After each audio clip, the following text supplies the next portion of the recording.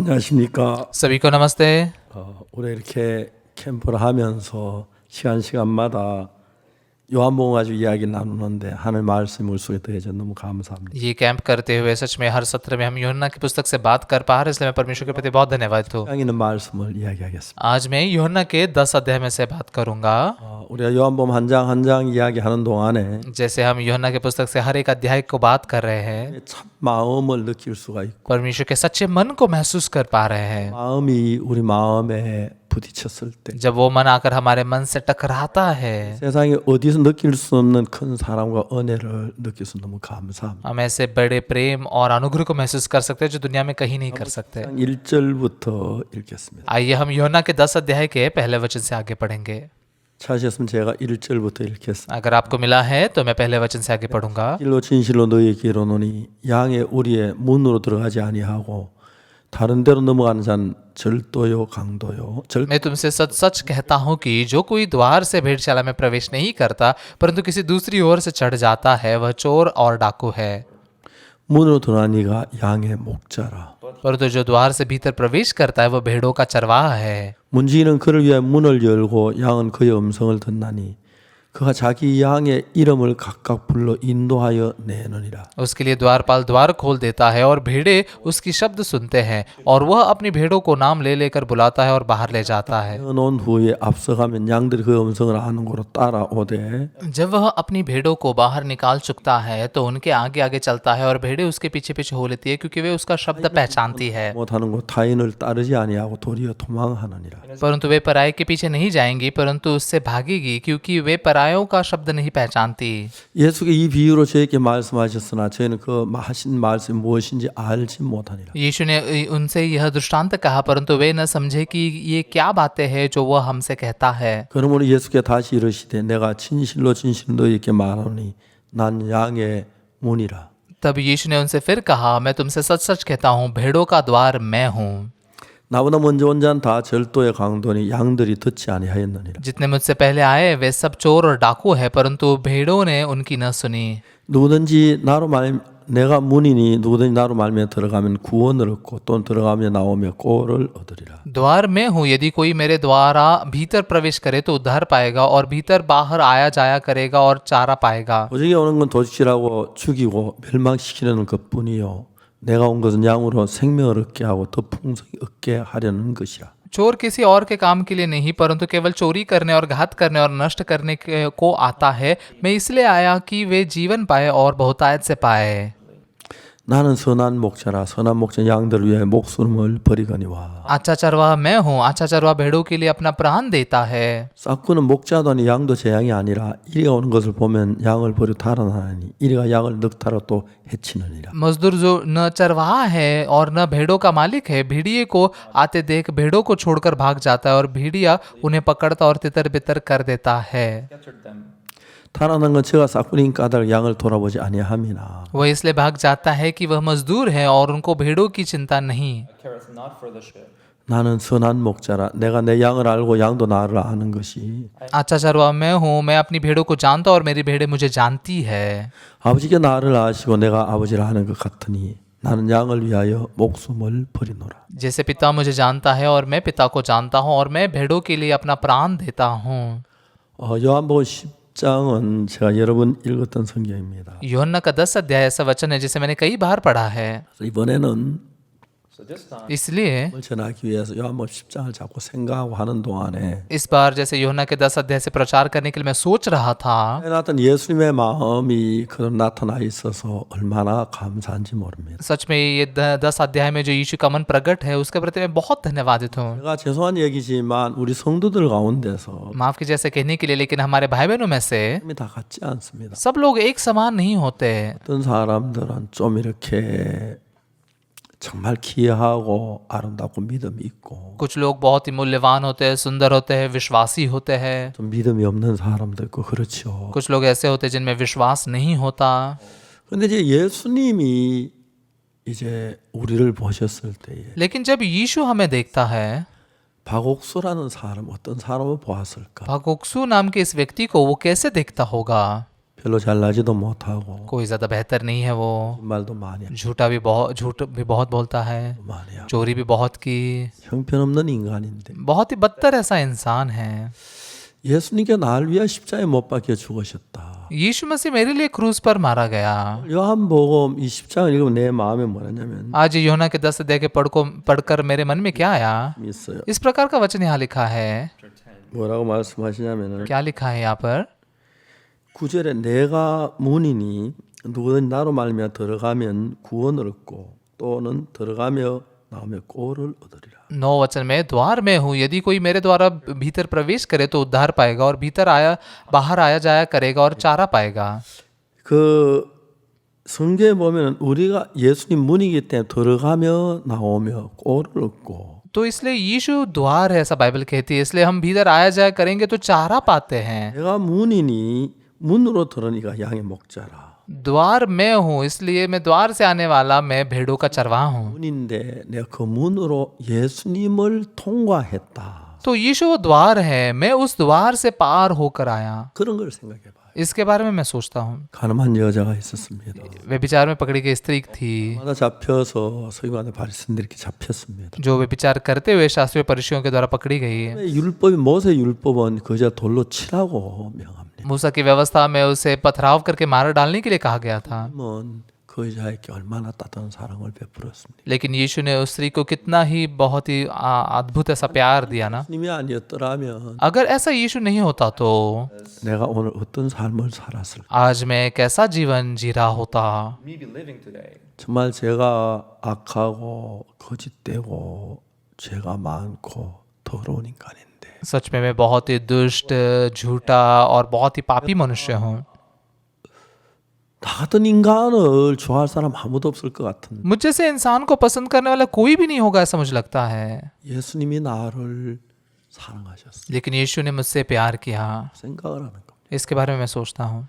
예수님 나를 위하여 십자가에 못 박히셨어. यीशु मसीह मेरे लिए क्रूज पर मारा गया। 예수 나를 위하여 죄를 씻으셨어. यीशु ने मेरे लिए मेरे पापों को धोया। 우리가 들어갈 때 문을 통해 들어가듯이 हम जैसे अंदर प्रवेश करते हैं, द्वार के द्वारा प्रवेश करते हैं, 예수님을 스쳐 지나가는 동안에 तो जब हम यीशु को गुजर कर ऐसे अंदर जाते हैं तब 가늠한 여자는 돌에 맞아 죽을 수밖에 없는 여자인데 예수 살려줘서 하는 감사와 기쁨과 말할 수 없는 평안을 예수님께로부터 얻어서 집으로 돌아가고 있었어요. व्यभिचार में पकड़ी गई स्त्री बस मारी ही जा सकती थी, लेकिन यीशु के द्वारा बचाए जाकर उसने बता नहीं सकने वाले से शांति, आराम और आनंद पाया। आज मुझे तो पथराव करके मारा जाना चाहिए था, 머리를 깨고 वो पत्थर ने आकर मेरे सिर फोड़ना चाहिए था 가 깨지고 और मेरी पीठ टूटनी चाहिए थी 얼굴이 막 만신창이가 되고 और मेरे चेहरे पे पूरे घाव होने चाहिए थे। 쌓여야 했는데 मुझे मेरे ऊपर ऐसे पत्थर की कब्र होनी चाहिए थी। 없고 죄만 지었는데 मैंने कुछ बेहतर नहीं किया, मैंने बस पाप किया। 왜 예수님은 나를 사랑하셨는가? लेकिन क्यों यीशु ने मुझसे प्यार किया?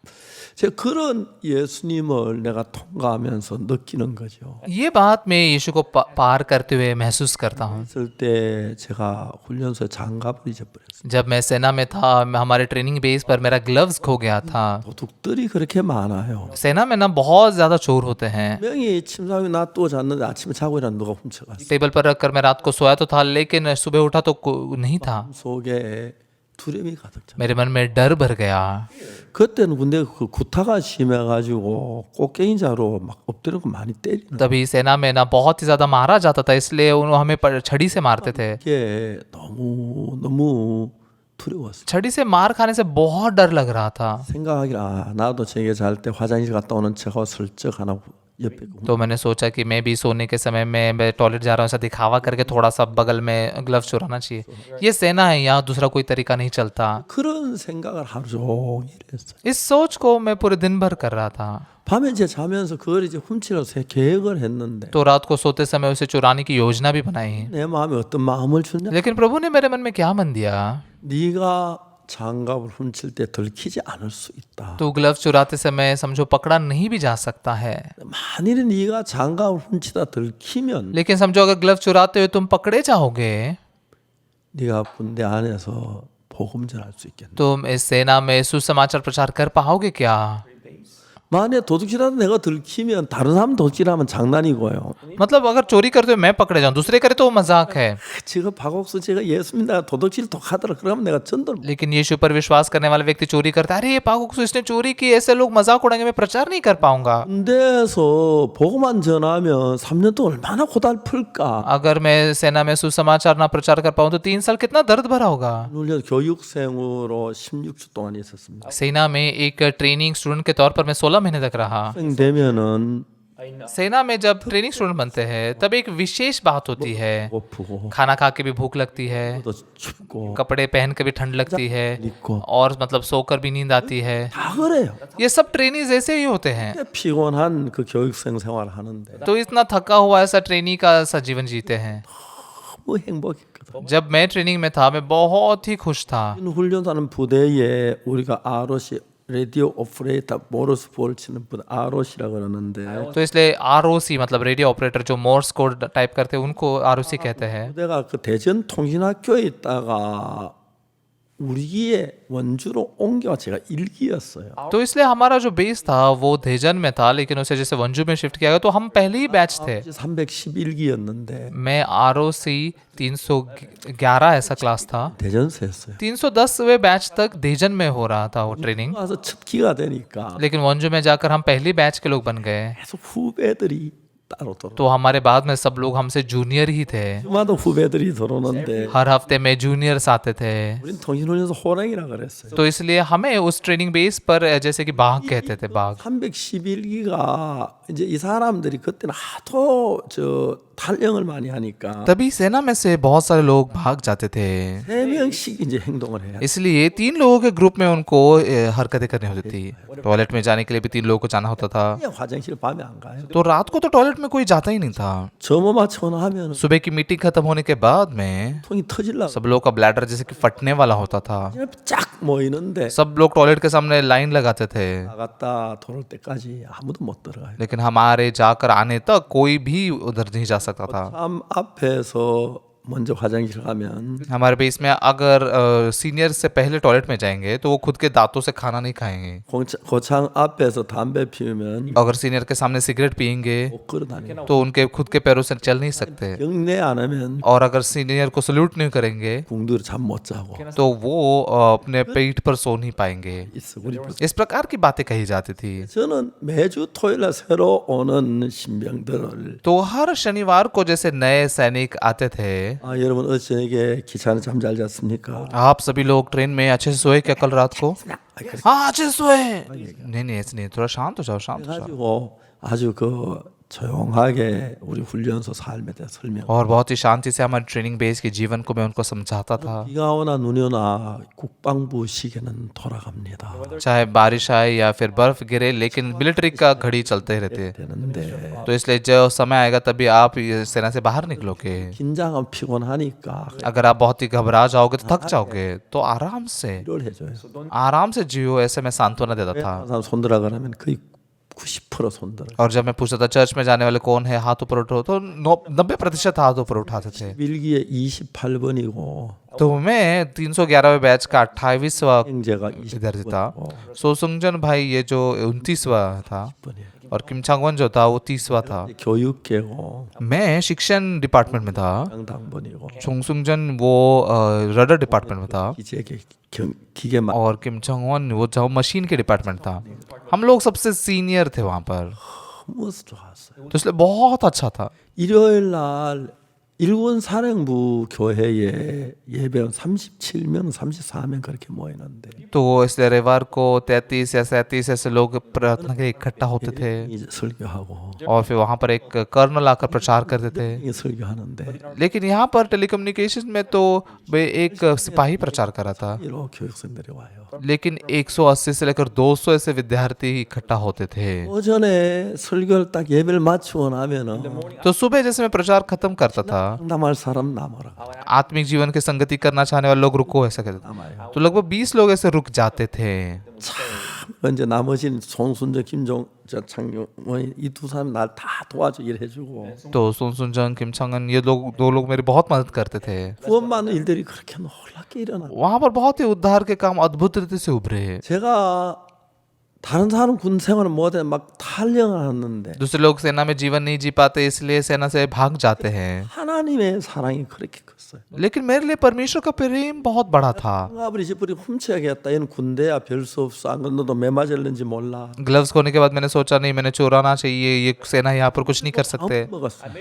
चुराने के लिए मन तय किया, 내 마음이 무슨 마음을 줬냐? लेकिन प्रभु ने मेरे मन में क्या मन दिया, 네가 안 들킬 수 있다. हाँ तू शायद से पकड़ा नहीं जा सकता, 내 들키면 लेकिन अगर तू पकड़ा जाएगा तो 그 안에서 전도할 수 있겠네. क्या अपने बेस पर प्रचार कर पाएगा? 3년 동안 전도 못하 내가 너무 비참할 것 같아. 3 साल के लिए प्रचार नहीं कर पाऊंगा तो मैं बहुत दयनीय बन जाऊंगा ऐसा लगा। 군대 생활 고달프고 힘들어도 내가 보험자 한 사람 구원받고 내 목소리 듣는 거 그게 너무 행복했기 때문에 भले सेना का जीवन कठिन और मुश्किल भरा था, लेकिन मैं प्रचार कर पा रहा था, ये मेरे लिए बहुत ही अद्भुत बात थी। 이등병으로 한 평생 군대 생활을 이렇게 하고 싶을 정도로 एक सिपाही के तौर पर पूरी जिंदगी भर सेना में रहो ऐसा कहो तो भी मैं रहना चाहूंगा, इतना खुश था।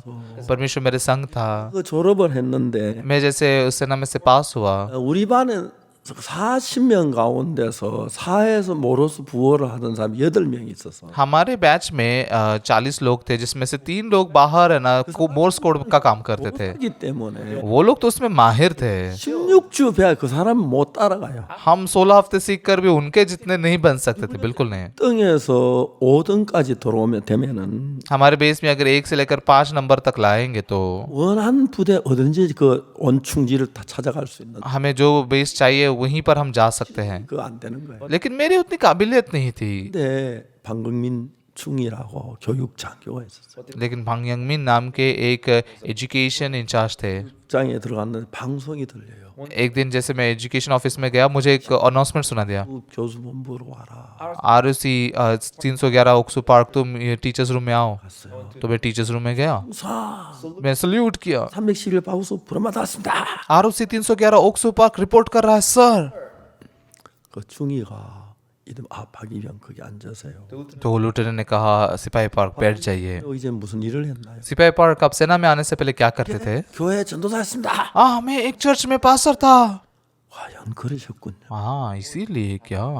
이분이 어제 제가 예배 인도한 걸 보고 너무 충격을 받았어요. उन्होंने एक दिन पहले मुझे प्रार्थना सभा चलाते हुए देखकर वो बहुत चौंक गए थे। 육군 중위 교육 장교인데 교육 담당하는 전체 책임자인데 तो ये पूरे एजुकेशन के ऑफिसर थे पूरे बेस के हमारे। 이분이 군에 오기 전에 그렇게 신앙이 좋았어요. सेना में आने से पहले इनका आत्मिक जीवन बहुत अच्छा था। 군 생활하면서 점점 타락해 담배 피고 술 마시고 다 해서 너무 참 괴로워하는 सेना में जीवन जीते समय वो शराब पीने लगे, सिगरेट पीने लगे, भ्रष्ट हो गए और बहुत तकलीफ में थे। 사령이라고 해서 군대에서는 시간이 없을 때 대리로 일요일 날 시간 내로서 하는 분이 있는데 그분 일찍 사 तो सेना में रविवार को जब कोई नहीं आते तो उनकी जगह पर भेजने वाले अफसर होते हैं, उस दिन वो ऐसे आए थे सेना में। 제가 예배 보고를 하러 왔더라는 거예요. मैं उनको हमारे प्रार्थना सभा का परमिशन लेने के लिए गया। 그리고 उन्होंने इजाजत दे दी और उन्होंने देखा कि क्या कर रहे हैं। 데리고 산 그 밑에 양지 쪽에 가서 막 오랫동안 설교를 उन्होंने देखा कि हाँ ये सारे नए विद्यार्थियों को लेकर जाकर पहाड़ों के नीचे वहां पर बैठकर बहुत लंबे समय प्रचार कर रहे हैं। 밤에 잠을 못 잤다. तो इनको इतनी तकलीफ हुई और पूरी रात भर वो सो नहीं पाए। 하루 일과 시작할 때인데 जब अभी दिन में काम शुरू हुआ, 그렇다. उन्होंने सबसे पहले मुझे बुलाया 그래야지 그 간증을 하는 거예요. और वो गवाही देने लग गए इसके बारे में। 내가 박이병을 좀 도와줄 일이 없나요? सिपाही पार्क, क्या मैं आपकी कोई मदद नहीं कर सकता? 장교님 우리 그 방이 없어 밖에 너무 추운데 हाँ सर, हमारे पास कमरा नहीं, बाहर बहुत ठंड लगती है। 빌려주면 좋겠습니다. अगर एक क्लासरूम देंगे तो बहुत अच्छा होगा। 시간만 쓰겠습니다. हम बस प्रार्थना के समय में इस्तेमाल करेंगे। 좋냐? तो कौन सा क्लास अच्छा है? 네, 교육장교는 16교장은 장비도 없고 그래서 넓고 좋아서 그 16교장 주면 좋겠네. 16वां जो रूम है उसमें ना तो कोई सामान है, तो बहुत बड़ा है, अच्छा है वो, ठीक है। 그 박이병에게 16교장 열쇠 주어서 일과 외에는 언제든지 돌아서 수더라. हवलदार वो 16 नंबर के क्लास की चाबी वो पाक को दे दीजिए ताकि वो कभी भी इस्तेमाल कर सके। 저를 도우시는 거예요. इस प्रकार से उन्होंने मेरी मदद की है। 그리고 우리가 이제 그 교육 마치기를 한 달, 우리가 4개월 훈련인데 हमारा 4 महीने का प्रशिक्षण था और उसके खत्म होने के 1 महीने पहले ही, 우리는 자주 송순종, 김창호 우리 셋이서 자주 만 1 महीने पहले किम सुंग जुन और सुंग सो जुन हम इकट्ठा होकर तीनों प्रार्थना करते थे। 5번이 28, 29, 30번이라서 हम तो एक ही क्लास के थे और हमारा रोल नंबर भी 28, 29, 30 जैसा था। 잠깐 야 우리 뭐 기도회를 했어요. हमने सब इकट्ठा होकर प्रार्थना सभा की। 우리 셋 가운데 한 사람이 여기 남아야 돼. हम तीनों में से एक व्यक्ति ने तो यहाँ पर रहना चाहिए 이걸 인도해야 और हमारे जूनियर लोगों की इन प्रार्थना सभाओं को चलाना चाहिए। 저는 도저히 제 실력으로나 거기 있을 수가 없는 거예요. लेकिन मेरी काबिलियत के अनुसार मैं वहां पर रह ही नहीं सकता था। 한 날이었습니다. ग्रेजुएशन का दिन आ गया 제 처음으로 1등병 계급을 달아요. तो पहली बार मुझे सीनियर हवलदार का पद मिला। 2 ऐसे बार होते हैं ना। 일어나서 교육장교님 사무실 입구에 기다렸습니다. तो सुबह जल्दी उठकर हमारे जो शिक्षण अधिकारी थे उनके ऑफिस के सामने खड़ा हुआ 충성. और उनको देखते ही सल्यूट सर के। हाँ, 교육장교님 오늘 저 졸업합니다. मैंने कहा सर आज मैं पास होने वाला हूँ। 너무 고맙게 해주셔서 आप आज तक आपने बहुत मदद की, 하고 인사하러 왔어요. इसलिए धन्यवाद कहने के लिए मैं आपके पास आया हूँ। 박일근 잠깐. सिपाही पार्क थोड़ा इधर आओ। 그러더니 이분이 딱 가방을 내려놓고 तो उन्होंने जाकर अपना बैग रखा और मुझसे बात करने लगे। 내가 박일병을 서울 수도경비사나 우리 통신부대 제일 좋은 데 서울 수도경비사, 부산 그 군수기지사령부, 대구 502 장톤단인데 मैंने सिपाही पार्क को कहाँ भेजूँ इसके बारे में बहुत सोचा। मतलब जो टेलीकम्युनिकेशन बेहतर है सौल में, देगू में, कहाँ भेजूँ इससे मैंने बहुत सोचा। 근데 내가 거기 대구 보낼까 부산 보낼까 서울 수경사에 보낼까 하다가 देगू में भेजो, भूसान में भेजो, सौल में भेजो, ये सोच रहा था। 내 곁에 있으면 내가 좀 신앙에 도움이 될 것 같아서 이 통신물 교육부에 일하겠다고. लेकिन सिपाही पार्क अगर आप मेरे नज़दीक में रहोगे तो मेरे आत्मिक जीवन के लिए मदद होगी और इस बेस पर आप काम कर पाओगे। मैं बहुत धन्यवाद हुआ। 감사합니다. धन्यवाद। 그리고 막 방가에 뛰어서 하나님 막 눈물이 나 감격. ऐसे जाकर कमरे में जाकर परमेश्वर के सामने रो रहा था मैं। 날 이제 교수부에 출근을 했습니다. और अगले दिन जैसे वो टीचर्स के मतलब काम पे आए सब लोग, 장교님이 중이시고 तो ये जो अधिकारी थे ये लेफ्टिनेंट थे और उसके बाद में सार्जेंट थे और स्टाफ थे 그런데 और फिर सब हवलदार भी थे। 교육 장교가 날 보고 반말하는 거예요. तो लेकिन जो अधिकारी थे वो मुझसे बहुत ही सम्मान से बात करते थे। ये आपने पूरा किया क्या? 아, 예. हाँ हाँ सर किया। 우리 고참들도 내한테 말을 못 하는 거예요. तो मेरे सीनियर लोग भी मुझे कुछ नहीं बोल पा रहे थे 새끼 그러는데 क्योंकि ये सेना में साले साले करके गाली देते थे। 아, 예, 하겠습니다. लेकिन सिपाही पार्क आप थोड़ा ये कीजिए ऐसा बोलने लगे सब। 너무 감사했어요. मैं बहुत धन्यवादित हुआ। 제가 그날 장갑을 훔치려고 했는데 उस दिन मैंने ग्लव्स चुराने के लिए सोचा। 내 마음에서 네가 장갑 훔쳐 들키면 परमेश्वर ने मेरे मन में क्या कहा कि अगर तू ग्लव्स चुराते हुए पकड़ा जाएगा 너 할 수 있겠나? तो क्या सेना में प्रचार कर पाएगा? 저 박옥수 도둑질한 놈이 뭐 예수 믿으라고 나이롱이야. 그렇게 하면 기가 조천들 못. ये पाकुक्सु चोरी करने वाला इंसान है, ये क्या यीशु को प्रचार कर रहा है, यीशु पर विश्वास कर रहा है, क्या बकवास है। 어디 가든지 간에 तो चाहे जहाँ कहीं मैं क्यों ना जाऊँ, 할수 있다면 अगर मैं बस वचन प्रचार कर सकता हूँ तो, 할 수 있다. अगर मैं सुसमाचार प्रचार कर सकता हूँ तो 행복이. ये मेरे लिए बहुत बड़ी खुशी की बात है। 그래서 그날 하나님께 기도했어요. उस दिन मैंने परमेश्वर के सामने प्रार्थना की, 안 훔치겠습니다. परमेश्वर मैं चोरी नहीं करूंगा, 부탁드립니다. मैं आपसे विनती करता हूँ 장갑 한 컬에만 주시면. मुझे एक जोड़ी ग्लव्स दीजिए। 누가 날 장갑을 줘? लेकिन कौन मुझे ग्लव्स देगा? 앞에 한 컬에만 가는. सबको बस एक ही जोड़े मिले हैं। 이제 수류탄 투적하는 데였어. उस दिन ग्रेनेड फेंकने का प्रशिक्षण था, 내가 수류탄 그게 이제 교육을 받는데 तो वो ग्रेनेड फेंकने का जो ट्रेनिंग हमें मिल रहा था, 그냥 손에 놔도 안 터져요. ग्रेनेड को आप हाथ में रख के वो फटता नहीं है, 꽂고 놓으면 바로 터져요. लेकिन उसका सेफ्टी पिन निकालोगे तो वो तुरंत फट जाता है। 그래서 딱 잡고 तो इसलिए उसका हैंडल पकड़कर 그 뒤에 जब आप सेफ्टी पिन निकालते हो 둘딱 던지면 उसमें 1 2 और ऐसे करके फेंक देते हैं, 핀이 그 때리고 तो जब वो हाथ से निकलता है उस सेफ्टी पिन उसमें फटती है और 3 सेकंड में ही फट जाता है पूरा। 할 때 급해서 이거 안전핀 안 뽑고 던진다 하더라고 급해서. लेकिन युद्ध में लोग जल्दबाजी में बिना सेफ्टी पिन निकाल के फेंकते हैं और दुश्मन उसे पकड़ते हैं और वो सेफ्टी पिन निकाल के हम पर फेंकते हैं। 교육을 할 때인데 तो इसलिए ऐसा प्रशिक्षण चल रहा था। 10분간 50분 교육하고 10분 휴식 하는데 50 मिनट का क्लास होने के बाद में 10 मिनट का ब्रेक मिला। 야 박옥수 मेरा एक सहकर्मी पूछने लगा, 고향 있어 हे ओक्सू पार्क तेरा ग्लव्स नहीं है तो क्यों ऐसा है? 큰일 났어. अरे बहुत बड़ी समस्या हो गई है। 왜? क्या हुआ? 자네 너 훔쳐갔잖아. किसी ने मेरे ग्लव्स को चुरा लिया। 그 친구가 자식 나한테 이야기하지. वो दोस्त ने कहा, अरे तो फिर मुझे बताना चाहिए था तूने। 야 너 장갑 2컬이야? तेरे पास 2 जोड़ी ग्लव्स है? 2컬이야. हाँ 2 जोड़ी है। 야 뭐 어디서 훔쳤어? हाँ तूने कहाँ से चोरी की? 늘 말이 다 이래요. क्योंकि सेना में ऐसे बोलते हैं ना। नहीं मैंने चोरी नहीं 너 की। 이게 2컬이야? चोरी नहीं की तो कैसे 2 जोड़ी है? 여기 정대장이야. मेरा भाई यहाँ पर बड़ा अधिकारी है। 전에 동상이 있어가지고 तो मेरे हाथ में फ्रॉड स्पॉट आते थे इसलिए उन्होंने मुझे 2 जोड़ी दी है। 좋은 게 뭐냐? तो इसलिए एक सेना में दोस्त होना अच्छी बात कही, ये ले तू ये ले ले। 장갑 한 컬에 तो एक जोड़ी ग्लव्स 한 3,000원 갈려는 뭐 하여튼 मतलब 그 가격이 그 모수 털실로 짠 장갑인데 इतने ज्यादा महंगे नहीं होते, 3000 वोन के होंगे, ऐसे साधारण थे। 그래서 참 하나님 앞에 기도 응답을 받았는데 लेकिन सेना में रहते हुए पहली बार परमेश्वर के सामने प्रार्थनाओं का जवाब मैंने पाया। 그 나는 문이니 तो 누구든지 들어가면 나면 यीशु कहते हैं मैं द्वार हूँ। 예수님은 예수님을 통과해서 가야 하는데 यीशु द्वार इसलिए यीशु को पार करके जाना जरूरी है। 통과 예수님을 스치는 거야 이렇게 लेकिन लोग यीशु को पार करके नहीं जाते, बस ऐसे 예수님에게 일하는 게 너무 큰 거야 बस ऐसे छू कर में गए यीशु को, तो यीशु के काम भी बहुत बड़े ऐसे महसूस कर पाया। 생활 다소 그렇게 고통스럽다고 하는데 सेना के जीवन को लोग इतना मुश्किल भरा तकलीफ भरा कहते हैं। 제가 이등병 그 교육생으로 하루 평생 살아도 लेकिन अगर मुझे एक मामूली सिपाही के तौर पर जिंदगी पर रहो ऐसा कहोगे तो भी 예배 시간 되면 말씀 좀 그렇게 신이 나는 거야. प्रार्थना सभा के दौरान मैं वचन प्रचार कर रहा था, इसमें इतना उत्साहित होता था। 나는 훈련소에서는 और फिर 53 नंबर के ट्रेनिंग बेस में 했는데 वहां पर ट्रेनिंग जब पा रहे थे, 가면 रविवार को जाएंगे तो 거기 주일날 교회를 안 와요. वहां पर जो चैपलिन होता था वो रविवार को चर्च में नहीं आता था।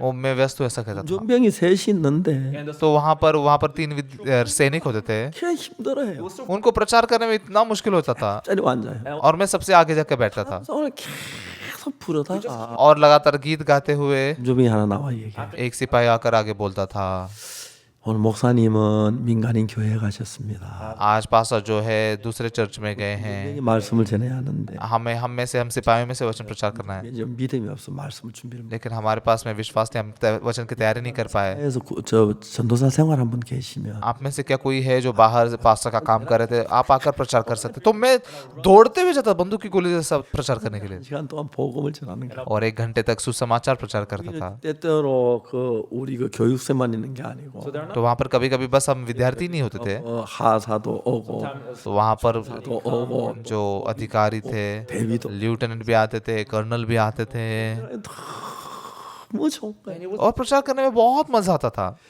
제가 예수님을 통과한다. 예수님을 경험한다. मैं यीशु को पार करके जा रहा हूँ, यीशु को अनुभव कर रहा हूँ। 경험을 하면서 इस अनुभव को पाते हुए 지난 과거에 일어났던 쭉 일들을 보면은 जब मेरे पीछे जीवन में हुए सारी बातों को जब मैं देखता हूँ, 예수님과 함께 한다면 अगर ये यीशु मेरे संग है तो 절대 사하라 사막에도 얼마든지 살 सेना से बाहर आते हुए मैंने सोचा कि सहारा रेगिस्तान में भी मैं जी सकता हूँ, 땅속에도 얼마든지 살 दक्षिण ध्रुव में जाकर भी मैं जी सकता हूँ। 군에 제대하자마자 तो जैसे मैं सेना से बाहर निकला, 이제 집에 갔어요. सबसे पहले मैं घर गया। 내가 있던 장팔리 교회는 딴 사람이 사역을 하고 있기 때문에 들어갈 수가 없어. तो पहले जहाँ झांगपाली चर्च में मैं था वहाँ दूसरा व्यक्ति सेवा कर रहा था, वहाँ नहीं जा सकता था। 교회 갔는데 तो इसलिए मैं गांव गया 이러니 다 되셨어요. और मेरे पिताजी बिल्कुल 60 साल के हो चुके थे, 근데 이제 제가 젊은데 लेकिन मैं जवान था। 이제 농사 일을 해요. आप मेरे पिताजी जो थे खेती करते थे। 농사 익숙해서 힘을 잘 안 들여도 땅도 잘 팔고 일이 잘 되는데 मेरे पिताजी को खेती की आदत लगी थी, ज्यादा ताकत नहीं लगाकर भी अच्छे से खोदते थे, 때려도 안 파이는 거. लेकिन मैं कितनी ताकत से मारता था खोदता था, होता ही नहीं था। 이게 마치고 이제 와서 이제 막 씻고 밥을 먹는데 막 잠이 와 그냥 쓰러져요. और रात को जाकर जब घर में जाकर नहाता था तो इतना थक जाता था कि सो जाता था। 저는 아버지 농사일 좀 도와드리고 और दिन में शुरुआत में मैंने खेती में थोड़ी मदद की 하면은 제가 이제 전도 다니려고 했는데 और रात को प्रचार करने के लिए जाना चाहता था।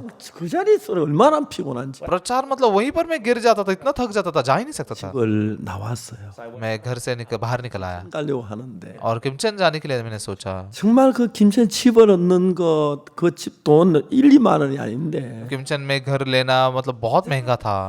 어렵긴 했지만 हाँ, मेरे सोच में मुश्किल तो था, 같이 해서 하나 이끌어 주시는데 लेकिन प्रभु साथ में था और हर एक चीज में वो चला रहा था। 그걸 생각하면 너무너무 감사. जब मैं इसके बारे में सोचता हूँ बहुत ही धन्यवाद होता हूँ। 여러분 저는 정말 아무것도 아닌 사람인데 मैं सच में कुछ भी नहीं हूँ।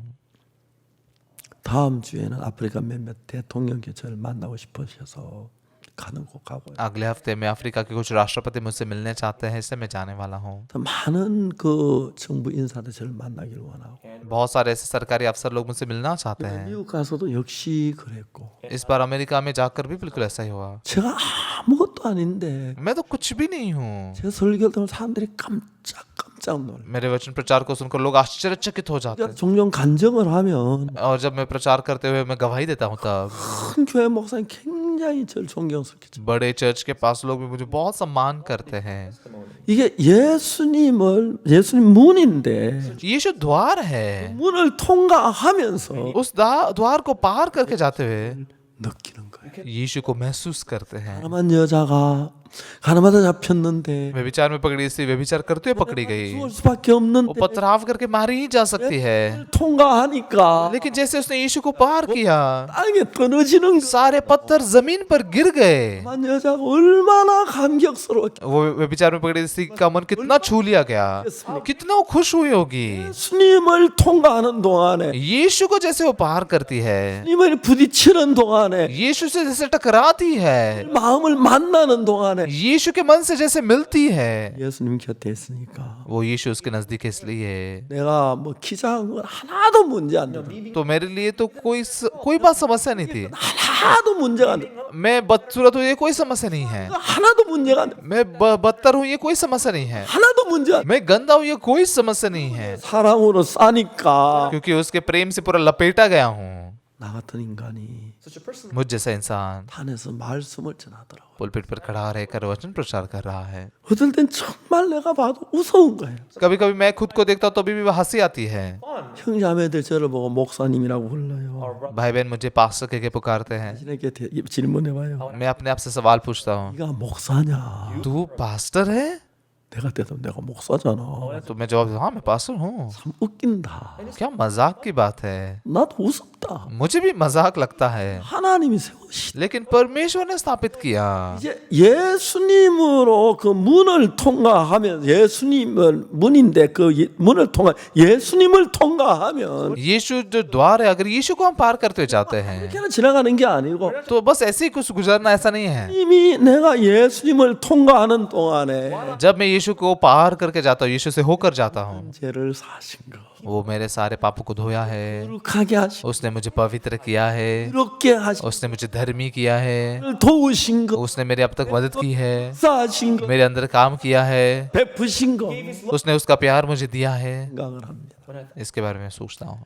가늠한 여자가 예수님을 통과했습니다. व्यभिचार में पकड़े स्त्री यीशु से होकर गुजरी। 예수님을 통과해 나오는 동안에 जैसे वो यीशु से होकर गुजर रही थी, 나는 마음도 다 사라지고 उसके मन का व्यभिचारी मन भी सब गायब हो गया। 두려움도 다 사라지고 पथराव करके मारे जाने का डर भी गायब हो गया। 예수님께 향한 감사만 마음에 가득 차서 यीशु के प्रति की धन्यवादिता ही मन में पूरी पूरी भरी हुई थी। 마음에 감사를 잔뜩 담고 मन में बहुत ही ज्यादा धन्यवादिता भरकर 하다가 또 돌아서 예수님 감사합니다.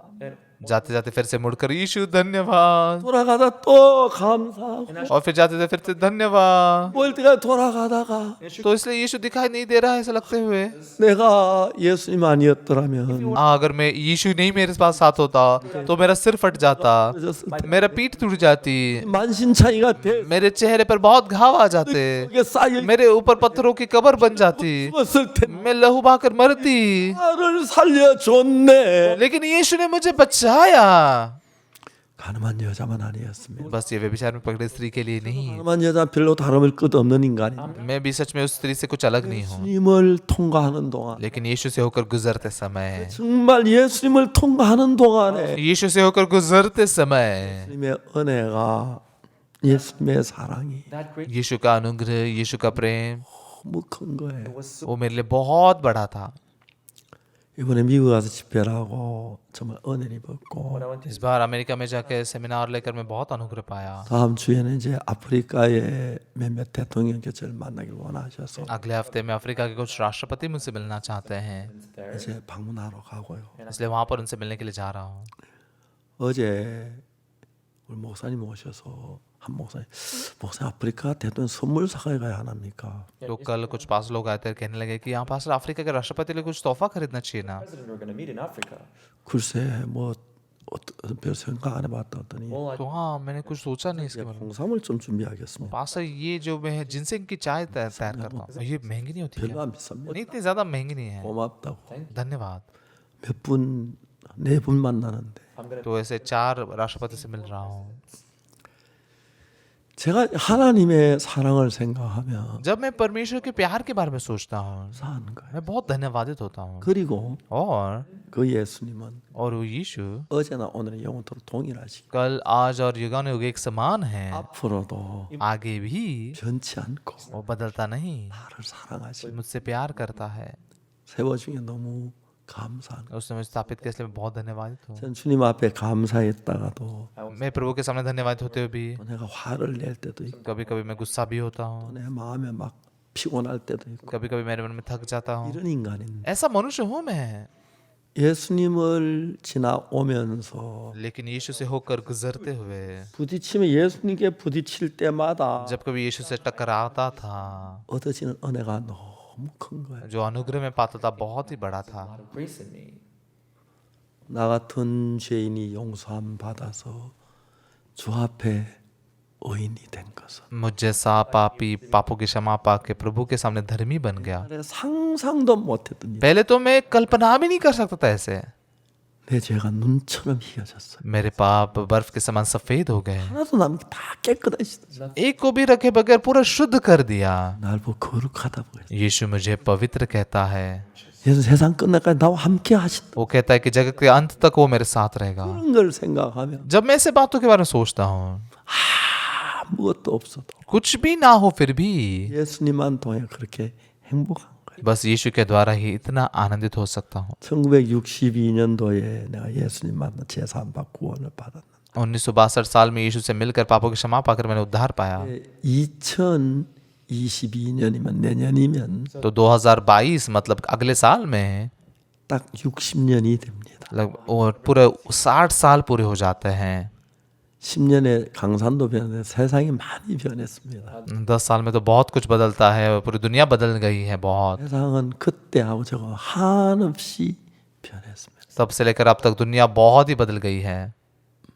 예수님은 2000년 전에 지금은 변치 않습니다. लेकिन यीशु 2000 साल पहले जैसा था अभी भी वैसा ही वो बदला नहीं है। 그리고 내 인생 전부를 맡으셔서 और मेरी पूरी जिंदगी की जिम्मेदारी लेकर 몇몇 사람들이 저를 재판에서 괴롭히려고 서류를 조작하고 그런 경우가 있었습니다. कुछ लोगों ने कोर्ट के केस में मुझे तकलीफ देने के लिए कुछ कुछ ऐसे कागजात बनाए और मुझ पर बहुत इल्जाम लगाया। 다 이야기할 수 없지만 सब कुछ तो नहीं बता सकता मैं, लेकिन 그런 것처럼 만들려고 해요. उन्होंने ऐसे बनाया कि जैसे मैंने कुछ पैसे खुद ले लिए 나를 내가 막 한 것처럼 그렇게 조작하고 했습니다. और वो सब कुछ मैंने किया। इस प्रकार से उन्होंने कागजात, फर्जी कागजात बनाए। 저는 몰랐습니다. मुझे पता नहीं था मैं क्या करूं। 저는 다만 복음만 전하고 싶어요. I just मैं बस सुसमाचार प्रचार करना चाहता था। 목사, 김재영 목사, 이현모 목사 셋을 불렀어요. मैं पास इमिंचल, किम जे होंग और लियान मोक इन तीनों को बुलाया। 자네들이 다 준비하게. ये कोर्ट केस के बारे में तुम लोग तैयारी करो, मैं सुसमाचार प्रचार करूंगा। 평소보다 복음을 30%더 전한다고. तो इसलिए आमतौर पर से 30% ज्यादा मैंने सुसमाचार प्रचार किया। 너무 신기하게 재판이 매주 월요일 오전에 시작. बहुत अद्भुत बात क्या है कि कोर्ट का ट्रायल जो था वो हर सोमवार को सुबह होता था। 후에 해외 가도 괜찮아. तो सोमवार को दोपहर को मैं विदेश में जा सकता था। 그 이야기를 했더니 तो मैंने जब ये बात बताई, 사람이 듣고 बुरे लोगों ने बातें सुनी। 어떤 뭐 기자한테 얘기를 했어요. और किसी एक रिपोर्टर को बताया, The reporter 내가 돈을 줘서 월요일 오전에 재판한다고 그랬어. मैंने पैसे देकर सोमवार को सुबह वो केस की तारीख रखे, ऐसा उन्होंने कहा। 그 뭡니까 걸려들어서 तो ये बात उसमें पकड़ी गई और 안 받았는데 उसके ऊपर न्यायाधीश ने उनको बुलाया। 그 이제 재판관이 그러길 그 기자 나오라고 तो न्यायाधीश ने उस पत्रकार को बुलाया। 사람이 왔더라고. वो नहीं, या दूसरा कोई तो आया था। 법원 출입 기자 맞나? 뭐. तुम कोर्ट के ही पत्रकार हो क्या? नहीं हो। 법원 출입 기자면은 अगर कोर्ट के पत्रकार होते तो 제일 큰 사건은 월요일 아침에 하는 거 3살 아이도 안. तो ये तो बच्चे भी जानते हैं कि सबसे बड़ी केस जो है वो सोमवार सुबह को होता है। 그 사건이 제일 큰 사건이었다. तो हमारा जो केस था वो उस कोर्ट का सबसे बड़ा केस था। 무죄였는데 तो मैं तो निर्दोष था, 하나 크게 만들어. लेकिन उस बात को उन्होंने कितना बड़ा बना दिया। 형제 자매들도 भाई बहन भी, 날 보고 행위했다는 사람이 있고 ओ कुछ लोग ऐसा कह रहे थे कि मैंने पैसे लिया। पास्टर लोग भी, 안타깝다. मुझे बहुत ही घुटन महसूस हो रही थी, 정리를 해줘. लेकिन प्रभु ने इन सारी बातों को ठीक कर दिया। 그래서 소리 조작해가지고 하다가 सरकारी वकील ने फर्जी कागजात बनाए, वो बात पकड़ी गई, इसलिए उनको रिजाइन करना पड़ा। 지금 검찰은 और दूसरा एक सरकारी वकील था, 형 때렸어요. उसने मुझ पर 9 साल की सजा सुनाई। 도중에서 범죄 하나도 입증 안 하고 9년 때렸어요. मेरा कोई भी ऐसा गुनाह वहां पर साबित नहीं होता, लेकिन उन्होंने 9 साल की सजा बताई। 무죄들은 그날 쫓겨났어. जिस दिन मैं निर्दोष ठहरा गया उस दिन उनको भी नौकरी से निकाल दिया गया। 여기 날라갔어. 2 सरकारी वकीलों की नौकरियां चली गई। 하나님께서 그 일일이 막 그대로 다 지혜롭게 이끌어줘. सच में परमेश्वर ने हर एक बात को बहुत ही बुद्धिमानी से चलाया। 이현목 뭐 임민철 세 목사가 पास्टर किम जी होंग, लियोन मोक और इमिन चले, 3 पास्टर लोग बहुत आश्चर्यचकित हुए। 당근 가져가. वो कोर्ट में हर एक जन एक एक नोटबुक लेके जाते थे, 녹음기를 못 쓰기 때문에 전부 क्योंकि कोर्ट में रिकॉर्डर इस्तेमाल नहीं कर सकते थे, इसलिए वो सब कुछ लिखते थे। 똑같이 적어요. वो तीनों भी एक ही जैसे लिखते तो थे सब कुछ, 그러면 세 사람 다 달라. लेकिन बाद में आकर देखने पर तीनों ने सब अलग अलग चीजें लिखी होती थी। 들어맞는 거. लेकिन सब जब मैच करते सब एक जैसा हो जाता था। 걸 너무 놀랐어. परमेश्वर के काम बहुत ही अद्भुत थे। 세상 거의 변호사 반 변호사가 됐어. मतलब ये लगभग आधे वकील बन गए। 하나님 우리 일일이 도우시는 너무 놀라. परमेश्वर हर एक बात में जैसे मदद करे, बहुत अद्भुत है। 많은 사람들이 बहुत सारे लोग 저를 해하려고 했습니다. मुझे हानि पहुंचाने की कोशिश की है, 주의 손 안에 있다는 게 너무 감사. लेकिन मैं प्रभु के हाथ में हूं, इसलिए मैं बहुत धन्यवादी हूँ। 지금까지 하는 손길로 저를 지키시는 것. अभी तक परमेश्वर ने उसके हाथों से मेरी सुरक्षा की है 복음을 전파하는데 써주시는. और इस सुसमाचार के प्रचार में इस्तेमाल किया। 60년 동안 하나님께서 말할 수 없는 은혜를 베풀어 주시. 60 सालों तक परमेश्वर ने बयान नहीं कर सकने वाले अनुग्रह को दिया। 나는 문이니 द्वार मैं हूँ, 누든지 나로만 들어가면 यदि कोई मेरे द्वारा भीतर प्रवेश करे तो उद्धार पाएगा, 들어가면 하면 꼴을 और भीतर बाहर आया जाया करेगा और चारा पाएगा। 예수님에게 부딪힐 때마다 जब भी हम यीशु से छूते हैं, 좀 있을 때마다 जब भी मुश्किलें आती है, 나갈 때마다 जब भी हम प्रभु के सामने जाते हैं, 또 주님 나를 외면하지 않아. प्रभु ने एक बार भी मुझे अनदेखा नहीं किया। 김천에 있을 때 जब मैं किमचन में था, 전세로 들어갔어요. मैं एक किराए के घर में गया जो डिपॉजिट पर आधारित था। 2만 원에 전세로 좋은 집을 우리에서 얻어서 들어갔는데 2 लाख वॉन के एक अच्छे से डिपॉजिट पर हमें अच्छा घर मिला, deposit. 집 주인이 도박을 그 집을 다 날렸어요. लेकिन घर मालिक ने जुआ खेलते हुए सारे पैसे बर्बाद किए 은행에다 넘기고 और उसने घर को बैंक के हाथ में सौंप दिया 이제 도망을 갔어요. और भाग गया। 어느 은행 지점장이 와서 저보고 이 집에 대해서 아시냐고. तो एक दिन बैंक मैनेजर आए और कहने लगे कि क्या आप इस घर के बारे में जानते हो? हमने क्या हुआ इस घर के साथ?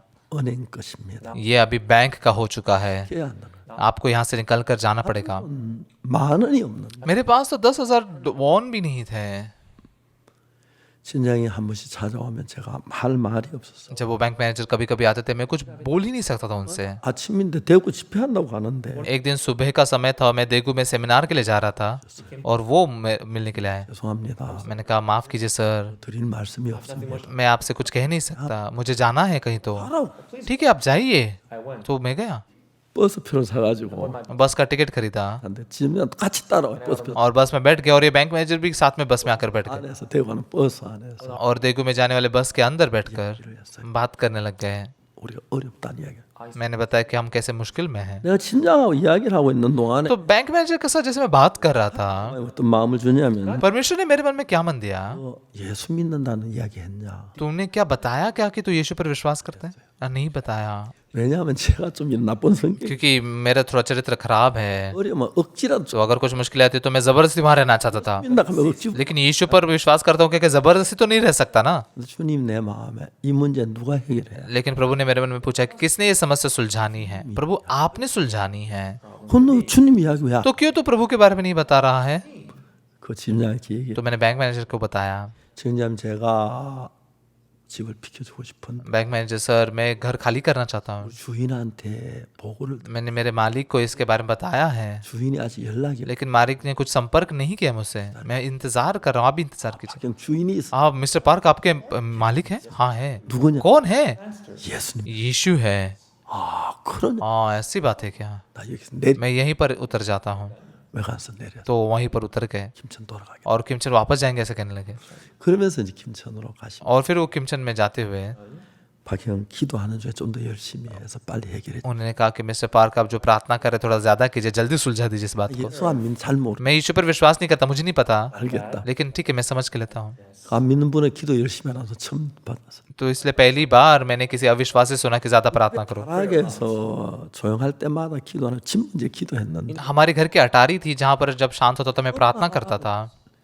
마음속에 그 집을 한번 알아보라. एक दिन ऐसा मना है कि वो घर जाकर थोड़ा ढूंढ, 아니 바로 가까이에 좋은 2층이 나와 너무 좋은 거예요. और बाहर जाकर जब देखा तो नजदीक में ही 2 मंजिल का एक बहुत अच्छा घर था। 그러니까 전세 20만 원이에요. और जब मैंने पूछा उसका जो डिपॉजिट था 2 लाख वॉन था, मेरे पास तो 10,000 वॉन भी नहीं थे। 그래 한 몇 달이 지났어요. और फिर कुछ महीने बीत गए। 그날도 기도하는데 एक दिन मैं जैसे प्रार्थना कर रहा था, 내가 주님 어떤 마음을 주냐? मेरे मन में प्रभु ने क्या मन दिया। 그 집 어떠냐? पहले जो घर तूने देखा तो कैसा है? 좋지요. अच्छा है, 너무 좋은데. बहुत अच्छा है, 근데 그 집 벌써 나갔을 텐데. लेकिन वो घर तो अभी पहले चला गया होगा। 그때 뭐 김천 양재학원, 미용학원 그래도 아주 하기 좋은 장소였어. तभी किमचन में जो एकेडमीज चलाते थे वो बहुत अच्छा बिजनेस चल रहा था एकेडमीज का। 그래 가보니까 तो जब मैं जाकर देखा 논다 아직 붙어 있는 거 वहां पर अभी भी वो बोर्ड लगा था किराए पर देना है। 주시려고 하나. आशा से परमेश्वर एक घर देना चाहता है क्या? 기도를 했어요. मैंने प्रार्थना की 그리고 이제 가보니까 और वहां जाकर देखने बाद 그만 있어서 सिर्फ बच्चे लोग ही थे 나왔거든. और मैं बाहर निकल आया। 저녁에 갔어요. शाम को गया In the night, in the 주인을 만났어요. और उस घर के मालिक से मिला। 이 집을 내게 주시겠다는 마음이 들었어요. सच में ये घर मुझे मिल जाएगा ऐसा मना है मुझे। 주인한테 이야기를 했어요. मैंने वो घर मालिक से कहा, 네, 저는 하나님의 종입니다. मैं परमेश्वर का दास हूँ, 이 도시에 복음을 전하러 왔어요. मैं इस शहर में सुसमाचार प्रचार करने के लिए आया हूँ। 이 시민 한 사람 나에게 해를 끼쳐가지고 लेकिन यहाँ पर एक नागरिक ने मुझे हानि पहुंचाई। 20만 원 전세에 내가 살았는데 मैं 2 लाख वॉन का डिपॉजिट भरकर उस घर में रह रहा था, 그걸 은행에 맡기고 넘기고 도망을 갔습니다. लेकिन उन्होंने घर को बैंक के हाथ में सौंप कर वो भाग गए। was taken by 집을 비켜줘야 하는데 मुझे घर खाली करना है, 돈이 없었습니다. लेकिन पैसे नहीं है मेरे पास, 그래서 기도를 했는데 इसलिए मैंने प्रार्थना की। 이 집을 나에게 주시겠다는 생각이 들어요. परमेश्वर ये घर मुझे देगा ऐसे मन मुझ में उभरा। 저 돈이 없습니다. मेरे पास पैसे नहीं है, 했으면 좋겠어요. ये घर आप देंगे तो बहुत अच्छा होगा। 하나님이 그 집을 내게 주겠다는 마음에 믿음이 생겨요. सच में मन में ऐसा विश्वास है कि परमेश्वर ये घर मुझे दे देगा। 주인 눈을 감고 한참 있더라. वो घर मालिक ने अपनी आंखें बंद करके बहुत सोचा। 한 5분은 눈을 감고 계신 거예요. लगभग 5 मिनट वो आंखें बंद करके ही थे 생각을 하신 거예요. और उन्होंने सोचा ऐसा मुझे लगा 기다렸어요. और मैं इंतजार कर रहा था। 나중에 주인이 눈을 뜨셨어요. बाद में जब मालिक ने आंखें खोली, 입을 여시고 한마디가 उन्होंने मुंह खोलकर क्या कहा, 나는 시내 지자동에 있는 지자교회 장로울시다. शहर में जो जीजादोंग है उस जीजा चर्च का मैं एल्डर हूँ। 하나님께서 국도변에 좋은 건물을 주셨는데 परमेश्वर ने इस बड़े रास्ते के नजदीक में मुझे अच्छे से घर दिया है, बिल्डिंग दी है। 하나님의 종이 쓰신다 내가 어떻게 맡겠습니까? परमेश्वर का दास इस्तेमाल करना चाहता है तो मैं कैसे रोक सकता हूँ? 쓰세요. आप इस्तेमाल कीजिए। 꿈을 꾸는 것 같아요. मुझे ऐसा लगा कि मैं सपना देख रहा हूँ। 근데 그 집에 그 따님이 그때 고등학교 2학년인가 그랬는데 तभी उनकी बेटी जो थी हाई स्कूल के दूसरे साल में पढ़ाई कर रही थी। second year of this higher school. 얼마 전에 만났는데 तो कुछ समय पहले मैं मिला था उनसे। 10이라 그러더라고요. उनकी उम्र 70 साल हो गई थी, 72인가 그렇더라고요. वो 72 साल कुछ हो गई थी। 너무너무 참 그 따님이 피아노를 찬송을 치는데 तो उनकी बेटी जो है पियानो पर से स्तुति के गीत बजा रही थी। piano. 그 하늘나라에 딴 그런 기분이 मुझे ऐसा लगा कि मैं स्वर्ग के राज्य में पहुंच गया हूँ। 한참 이런저런 얘기를 했어요. और फिर ये और वो बातें हमने बहुत की। 일어나서 가려고 하는데 उठकर जैसे मैं जाने वाला था, 주인이 저한테 한번 묻더라고요. वो घर मालिक ने आकर मुझसे एक बार पूछा, 그러면 오실 때 빈손으로 ओ시겠습니까? तब आप आते हुए क्या खाली हाथ आओगे? 둘이 다 서로 간에 어색할 테니까 तो हम दोनों को भी बहुत अजीब लगेगा। 말을 마련해 올 수가 있겠습니까? कितने पैसे आप ला सकते हैं, तैयार कर सकते हैं? 나도 모르게 8만 원 그랬어요. मैंने भी अनजाने में कहा 80,000 von. Spit out the word $80. 잘못했습니다. $80. ठीक है, 80,000 वॉन मतलब काफी है। 그래놓고 내가 얼마나 8만 원 있다고 ये बोलने के बाद मैंने कहा मेरे पास 80,000 वॉन कहाँ है? 일주일 안에 구해야 하는데 एक हफ्ते में उसको तैयार करना पड़ेगा। 하나님이 일주일 사이에 그 돈 8만 다 채워주죠. परमेश्वर ने एक ही हफ्ते में वो 80,000 वॉन पूरे दे दिए। 큰 돈인데 그 당시 उस समय में तो बहुत बड़ी रकम थी। 그 집에 들어가는데 저는 이사하는 날 제가 이사를 안 했어요. उस घर में जब हम जा रहे थे, जब हम सामान हिला रहे थे, तो मैं नहीं था वहाँ पर। मैं बाइबल लेकर प्रचार करने के लिए गया 한 가정에 가서 쭉 복음을 전해. और एक परिवार में जाकर मैंने सुसमाचार प्रचार किया। 끝나고 한 5시쯤 되어서 이제 집에 가야겠다고 나오는데 비가 막 쏟아져요. तो उस दिन उनके घर का सामान बदलने का काम खत्म हो गया ऐसा सोचकर 5 बजे में लगभग वहां पर निकला तो बारिश होने लग गई। 모친이 절 보고 아유 전도사님 비가 오는데 우리 집에 우산이 없습니다. 조금만 있다 비 그치거든 가세요. तो उस घर में एक औरत है जो कहने लगी पास्टर बारिश बहुत आ रही है, हमारे घर में छाता नहीं, आप थोड़ा रुक कर चले जाइए। 괜찮습니다. 예수님도 집 한 채 방건에 사실 비 올 때 비를 어디 피하시겠어요 모르겠는데 मैंने कहा ठीक है, यीशु भी अक्सर बारिश में से भीगता होगा ना, क्योंकि उसका भी कोई घर नहीं था। 비를 좀 맞고 싶었어요. उस दिन मैं थोड़ा भीगना चाहता था बारिश में, 소 밑에 넣고 तो इसलिए बाइबल को ऐसे अंदर पकड़ा 막 쏟아지는데 그 비를 맞으며 갔어요. और जोरदार बारिश हो रही थी। वो बारिश में भीगते भीगते मैं गया, In rain. 주님 앞에 기도하며 갔어요. प्रभु के सामने प्रार्थना करते हुए मैं गया। 주님 세상에 계실 때 집 한 채 방가는 무슨 प्रभु जब आप इस दुनिया में थे, आपका ना तो घर था ना एक कमरा था। 말씀 전하시고 यरूशलेम में दिन भर वचन प्रचार करने के बाद 난 산에 가 주무셨나 रात को जैतून के पहाड़ पर जाकर आप सोते थे। 비 오는 날 जु님 어디서 비를 피하시 आज के ऐसे बारिश वाले दिन में प्रभु आपने कैसे बारिश को टाला होगा? 주님 어느 처마 밑에서 비를 피하시 어느 고목나무 밑에 비를 피하셨습니까? किस छत के नीचे, किस पेड़ के नीचे आप बारिश से बचे होंगे प्रभु? 주님 당신 세상에 계실 때 그렇게 사셨습니다. प्रभु आपके जीवन में आप इस रीति से जिए हैं। 어떤 인간이 뭔데 लेकिन मुझ जैसा इंसान ये कौन है कि आपने मुझे एक घर दिया है? 나는 문이니 누구 나로 말 들어오면서 द्वार मैं हूँ, जो कोई मेरे द्वारा भीतर आएगा 그 예수님을 스치고 예수님을 느끼고 예수님을 경험하고 사는 तो इसलिए यीशु को से गुजरते हुए, यीशु को महसूस करके, यीशु का अनुभव करते हुए जीना। 처음에 보면 어렵고 가난했습니다. सुसमाचार प्रचार करते पहले मैं बहुत गरीब था, मुश्किल में था, 또 그게 원망스럽지 않아요. लेकिन उसके प्रति बिल्कुल भी कोई शिकायत नहीं है मुझ में। 돈이 풍성했더라면 तभी अगर मेरे पास बहुत से पैसा होता, 좋은 집을 가질 수 있는 여유가 됐다면 अगर मेरे पास में अच्छा घर रखने के पैसे होते, 가지고 있었다면 तो अगर मैं अभी के जैसे तभी जीता, 하나님을 경험할 수 없어요. तब ऐसे परमेश्वर का अनुभव नहीं कर पाता। 강사로 가면서 जैसे मैं सेमिनार के अतिथि वक्ता के तौर पर जाता था, मेरे पास कई बार आने जाने का खर्चा नहीं होता था, 안 왔는데 कई बार ऐसा होता था, 나다 주님께서 너무 놀랍게 도와주는 걸 경험했어요. लेकिन हर बार प्रभु ने बहुत ही अद्भुत रूप से मेरी मदद करते हुए मैंने अनुभव किया। द्वार मैं हूँ, 누구든 나로만 들어가면 जो कोई भी मेरे द्वारा भीतर जाएगा, आया जाया करेगा, वो चारा पाएगा, 구원을 얻고 उद्धार पाएगा, 들어가면 나면 꼴을 얻으리라. भीतर आकर बाहर जाने के बाद चारा पाएगा। 을 통과하면서 यीशु से होकर गुजरते हुए, 자가 피로 내 죄가 사해져. यीशु के क्रूस के लहू ने मेरे पाप धोए गए हैं। 것처럼 내 삶이란 모든 일이 주님으로만 되어지는 चारा पाने के समान मेरे जीवन के सारे काम प्रभु के द्वारा होते हैं। Jesus. 이제 나이가 많아졌습니다. अभी मेरी उम्र बहुत बढ़ चुकी है। 아침에 일어나서 이렇게 머리를 빗어못 보면 सुबह उठकर जैसे मैं मेरे बाल बनाता हूँ, 이제 머리가 희기도 하지만 मेरे बाल सफेद तो हो चुके हैं, लेकिन 머리털도 많이 가늘어지더라고. और बाल भी बहुत पतले बन चुके हैं। 모자란지 몰라 많이 먹는데 पता नहीं मुझे कम ऐसे पोषण मिला है कि मैं ज्यादा खाता तो हूँ, लेकिन बहुत बाल भी गिर गए हैं। 이제 내가 늙어가는 게 보여요. तो मैं दिखाई देता हूँ कि कैसे बूढ़ा होता जा रहा हूँ। 저는 처음에 60까지 산다고 계획하고 살았어. असलियत में शुरुआत में मैं 60 साल तक जीऊंगा ऐसा हिसाब लगा कर जिया, 정리해가며 살았어. और मेरे मन में सब कुछ निकाल कर जिया मैंने। 막 오래 살려고 생각 안 했기 때문에 삶을 많이 정리하며 살았어요. तो मैं लंबे समय के लिए जीऊंगा ऐसा सोच कर नहीं जाता, इसलिए मेरे जीवन में से बहुत सारी चीजों को निकालते हुए मैंने जिया। लेकिन 60 साल का होने के बाद मैं मरा नहीं, 때도 70 साल का हो तभी भी नहीं। 이제 내일 모레면 80대는데 अभी परसों मैं 80 साल का होऊंगा, पता नहीं और कितना समय मैं जीऊंगा। 요즘 자꾸 평균 연령이 높아져서 इन दिनों में औसतन जो जीवनचर्या है वो बहुत बढ़ चुका है, 또 모르겠다. पता नहीं शायद से 100 साल तक जी पाऊंगा। 그렇게 바라진 않겠지만 मैं ऐसे आशा तो नहीं करता। 주님 오늘이라도 부르면 가시겠지. अगर प्रभु आज भी मुझे बुलाएगा तो मैं जाऊंगा, मैं बुलाऊंगा तो जाऊंगा। 예수님을 느끼며 산다. यीशु को महसूस करते हुए जीना। 내가 들어가며 나오며 मैं भीतर जाता हूँ, बाहर आता हूँ, 받고 उद्धार पाता हूँ 꼴을 얻으리. और चारा पाऊंगा। 주님은 절대로 나를 외면하지 않았어요. प्रभु ने बिल्कुल भी मुझे अनदेखा नहीं किया।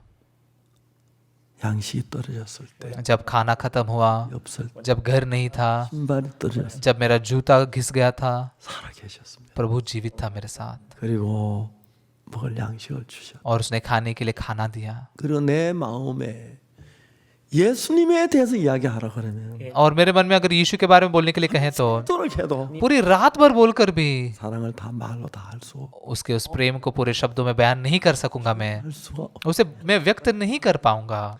그 주님 만나서 이야기하고 싶고 उस प्रभु से मिलकर मैं बातें करना चाहता हूँ, 하고 자주 마음을 나누고 싶습니다. उसके साथ मैं अक्सर मेरे मन को बांटना चाहता हूँ। 주님은 일정했습니다. प्रभु हमेशा एक समान था, 그렇지 않았어요? मैं ऐसा नहीं था। 어떨 땐 진짜 겸손할 때도 있고 कभी कभी सच में बहुत नम्र था, 정말 겸비하게 나올 때 सच में प्रभु के सामने बहुत ही नम्रता से भी गया। 내 거만할 때도 있고 कभी कभी मैं बहुत घमंडी भी था, 어떨 때내막 화가 날 때도 कभी कभी मुझे गुस्सा भी आता था, 여길 때도 कभी मैं शारीरिक भी था। 나 진짜 형편없는 사람입니다. सच में मैं तो एक बहुत ही दयनीय ऐसा बदतर इंसान हूँ। 형제 나를 목사님하고 부르면 कभी कभी जब भाई बहन मुझे पास्टर कह के पुकारते हैं, 목사냐 तू पास्टर है, ऐसा सवाल उठता था। 내가 많아. कई बार शर्मिंदा हो जाता था। 어떤 형제들은 कुछ कुछ भाई थे 진짜 저보다 더 성실한가 वो मुझसे भी ज्यादा ईमानदार लगते थे, 성실한 것 같아서 मुझसे ज्यादा सच्चे लगते थे। 내 마음에 막 부끄러울 때 참 많았어요. तो कई बार मेरे मन में मैं शर्मिंदा हुआ, 그래도 하나님 저를 버리지 않으셨어요. लेकिन परमेश्वर ने मुझे फेंका नहीं।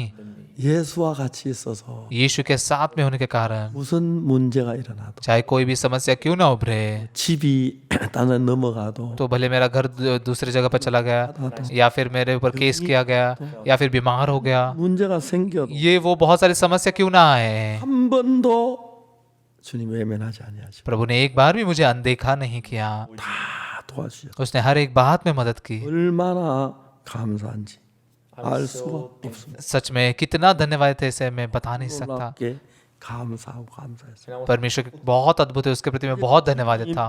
우리와 같이 계시면서 वो प्रभु अभी हमारे साथ में रहकर 이 역사에 너무 놀라워요. हमारे अंदर वो काम कर रहा है, ये बात बहुत अद्भुत है। 뭐라 그럽니까? बाइबल क्या कहती है? 문인이 द्वार में हूँ, 밤에 나오면 जो कोई भीतर जाकर बाहर आता है वो उद्धार पाता है, 뭐를 얻어? चारा पाएगा। 제사함 받은 것 पापों की क्षमा पाना, 너무 놀라운 거죠. ये बहुत अद्भुत बात है, 엄청난 겁니다. ये बहुत ही बड़ी बात है। 제사함 받은 것만 아니고 लेकिन बस पापों की क्षमा ही नहीं, 그래서 말할 수 없는 은혜와 축복을 저 생에 소 बल्कि उसके अलावा यीशु ने मुझे बहुत ही ज्यादा आशीष और अनुग्रह दिया जिसको मैं बोल नहीं सकता। 때는 इस बार जब मैं अमेरिका गया, 너무 감사했습니다. मैं बहुत ही धन्यवादित हुआ। 많은 분들이 와서 구원을 받고 बहुत सारे लोग आए और उद्धार पाए। 500명, 1000명 되는 교회에서 500,000 लोगों के चर्चेस में 저는 참뭐 지주원 때 말을 다 सच में वचन प्रचार करते हुए लोग कैसे सुन रहे थे, खुश हुआ मैं बहुत। वो एक साथ होकर उनका मन छू लिया गया।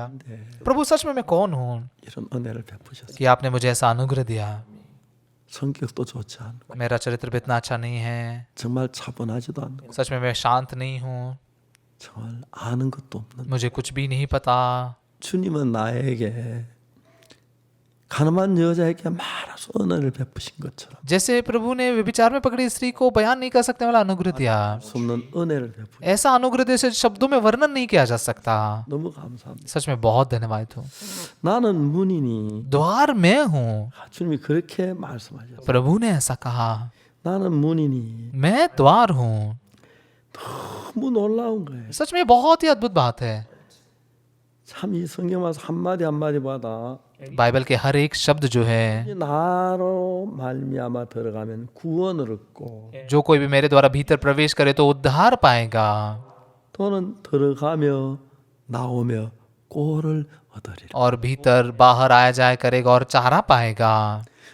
예수님이 문이시니까 यीशु द्वार है। 예수님을 거치지 않고 들어갈 수 없고 यीशु में बिना रुके हम जा सकते, प्रवेश कर सकते हैं, और बिना रुके हम बाहर आ सकते हैं। 나올 때마다 जब भी हम भीतर जाते हैं, बाहर आते तब 부딪히고 प्रभु हमसे टकराता है, प्रभु को महसूस कर पाते हैं, हम 감사 उसके प्रति धन्यवादित होते हैं। 꼴을 주시고 प्रभु मुझे चारा देता है 를 더하시는 거예요. और अनुग्रह बहुतायत से देता है। 한 번씩 이렇게 오늘 어떤 형제하고 이제 좀 내가 편지를 좀 썼습니다. तो आज मैंने एक भाई को खत लिखा, 복음을 전하다가 He was तो सुसमाचार प्रचार कर रहा था वो, 힘들어 못 견디게 도망을 갔어요. और वो बहुत मुश्किल में था, तकलीफ में था, वो सह नहीं कर पाया, इसलिए भाग गया। 제가 편지를 이제 막 쓰고 तो मैंने उसके लिए खत लिखा 보내고 और भेजा, 다시 읽어보니까 और फिर से पढ़ा तब, 또 두 번째 편지를 썼어요. तो फिर से दूसरा खत उसको भेजा, 아침에 전화가 왔어요. और सुबह आज फोन आया था, 형제가 उस भाई ने फोन किया था, 쭉 울면서 얘기를 하더라고요. वो रोते हुए बात कर रहा था। 돌아와라. मैंने कहा वापस आ जाओ। 예, 어디로 갈까요? हाँ, मैं कहाँ हूँ? 서울로 와라. सऊल में आ जाओ, 집에 와라. हमारे घर पर आओ, 우리 같이 좀 있자. हमारे साथ में थोड़ा रहो। 목사님, ठीक है पास्टर। 며칠 후에 돌아가더라고요. कुछ दिनों के बाद में वो आएगा यहाँ पर। 너무너무 고맙더라. मैं बहुत धन्यवादित हुआ। 형제가 도망을 가서 ये भाई भाग गया था, 지역장도 걱정하고 하는데 तो इसलिए हमारे जो मुख्य पास्टर थे वो सब लोग चिंतित थे। 우리가 다 그런 사람이야. हम सब ऐसे ही लोग हैं, 다 못난 사람. सब बदतर लोग हैं। 예수님이 저에게 은혜를 베푸셔서 यीशु ने हमें अनुग्रह दिया है, 대통령도 만나 इसलिए मैं राष्ट्रपति से भी मिल पा रहा हूँ, 만나. मंत्रियों से भी मिल पा रहा हूँ। 요즘 아프리카의 방송국이 어려운 방송국들은 इन दिनों में अफ्रीका के जो मुश्किल में है ऐसे टीवी चैनल्स भी, 다 내 설교를 중계한대요. वो सब मेरे वचन प्रचार को प्रसारित कर रहे हैं, 확확 올라간대. और उनकी व्यूअरशिप जो है तुरंत बढ़ जाती है। 하는 방송국이 많다거든. ऐसे बहुत ज्यादा बच जाने वाले टीवी चैनल्स है, बर्बाद होते होते बच गए। 오늘 새벽에 들은 이야기. आज सुबह ही मैंने ये बात सुनी।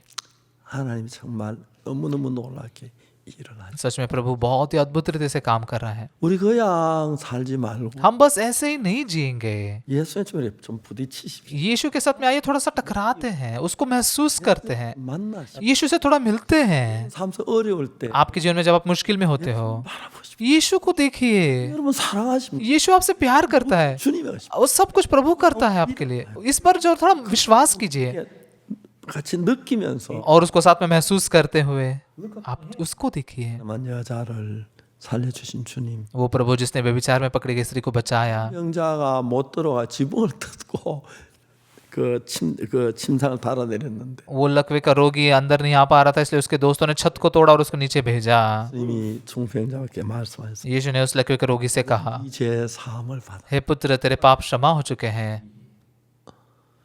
보통 사는 어려면 그래요. मतलब आमतौर पर जब मुश्किलें आती है तब लोग कहते हैं, 제가 만에서 이 모양이 मैंने क्या इतने पाप किए कि ऐसा हुआ है मेरे साथ। 심하지. 내가 무슨 죄를 많이 지었어. ये स्वर्ग कितना क्रूर है, मैंने क्या ऐसे पाप किए हैं। 그랬던 사람. शायद से ये लकवे के रोगी ने ऐसा सोचा होगा, 소자야, 네 죄 사함을 받아. लेकिन उसे कहा, हे पुत्र, तेरे पाप क्षमा हुए, उठ, अपनी बाज उठा और चल फिर।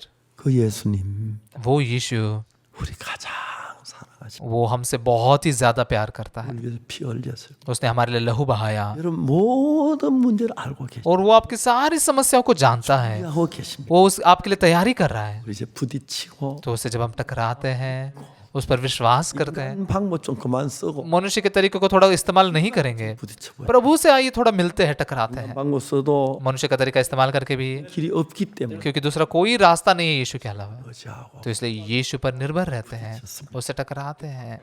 제가 정말 못난 사람입니다. मैं सच में बहुत ही बदतर इंसान हूँ, 못난 सा람 주님이 일하셨어요. लेकिन मेरे से बदतर इंसान प्रभु का काम कर रहा है। 여러분도 आप भी 예수님 부딪혀 보십시오. आप भी उस यीशु से जुड़िए, उससे संपर्क कीजिए, 넘겨 보십시오. और आपकी समस्या को यीशु के ऊपर डाल दीजिए। 믿어 보십시오. यीशु काम करेगा, इस पर विश्वास कीजिए, 역사를 경험할 겁니다. तो आप बहुत ही अद्भुत कामों का अनुभव करोगे। 제가 옛날에 밥도 좀 많이 굶어 मैं पहले कई बार भूखा भी रहा, Time ago, 여비 없어 먼 길 걸어 다니고 कई बार आने जाने का खर्चा नहीं होता था, इसलिए चलते हुए बहुत लंबे देर तक जाता था।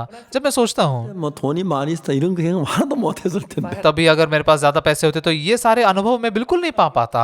all that. 정말 돈이 없으니까 सच में पैसे नहीं थे ना, 또 집을 주신 तो 경험 पैसे नहीं थे फिर भी प्रभु ने कैसे घर दे इसका अनुभव किया, 이런 것도 경험 उसने आने जाने का खर्चा दे इसका अनुभव किया, 음식을 주는 것도 경험 खाना देते हुए मैंने अनुभव किया। 진짜 불가능한 일인 सच में एकदम असंभव काम थे, 모든 게 됐어 लेकिन प्रभु मेरे जीवन में सब कुछ बन गया। 그 면으로 봐도 किसी भी तरफ से देखेंगे तो भी 굶어야 했고 मैं मुश्किल में था, 굶어야 했고 भूखा रहना ही था। 아마 굶어 죽었을는지 모르겠네 पता नहीं शायद से मैं भूख से मर भी जाता, 계셔서 लेकिन प्रभु था।